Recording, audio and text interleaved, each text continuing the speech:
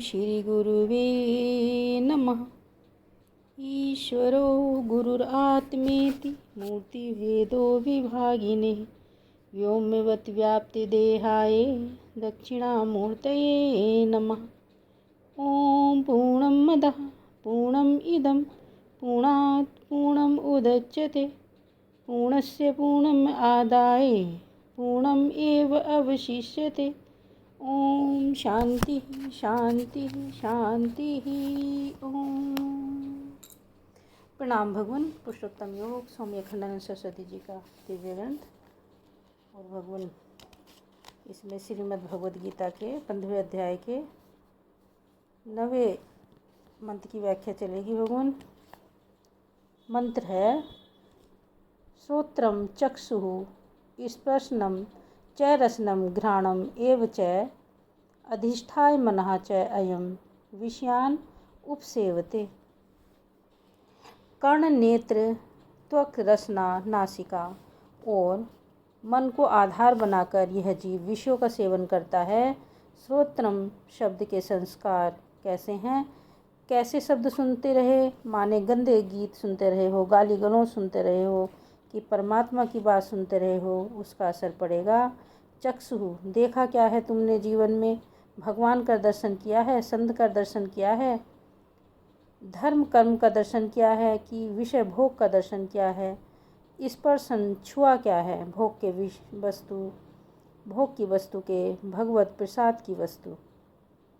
छुआ क्या है? भोग की वस्तु की भगवत प्रसाद की वस्तु। रसनम खाया क्या है? घ्राणम सूंघा क्या है? मनः च संकल्प किसका किया है? च माने कर्मेंद्रियों से क्या किया है, प्राण से क्या किया है, बुद्धि से क्या विचार किया है। 17 तत्वों से बना हुआ जो यह लिंग शरीर है, इनसे तुमने क्या किया है। अधिष्ठाय माने उपादाय, इनको ग्रहण करके। इसका अर्थ है कि जो चीज़ ग्रहण की जाती है वह जुदा होती है और जो ग्रहण करने वाला होता है वह जुदा होता है। यह जीव का भोक्तापन, कर्तापन और गमनागमन औपाधिक है। अधिष्ठाय मनः च अयम, बिल्कुल साफ साफ विवेक बता दिया कि यह जो तुम्हें बढ़िया संगीत सुनने के लिए ब्रह्मलोक में जाना पड़ता है या सुंदर रूप देखने के लिए, भोग करने के लिए स्वर्ग में जाना पड़ता है या मृत्युलोक में भी जन्म से जन्मांतर प्राप्त होता है, यह आत्मा के असली स्वरूप को न जानने के कारण है। जहाँ शुद्ध स्वरूप है वहाँ यह प्राप्त नहीं होता।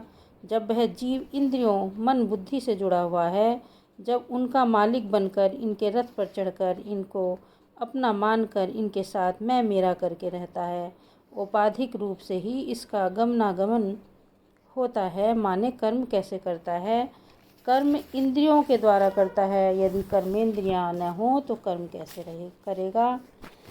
पापी पुण्य आत्मा कैसे बना? पापी पुण्य आत्मा इंद्रियों में मैं मेरा करके बना। देखने वाला, सुनने वाला, खाने वाला कैसे बना?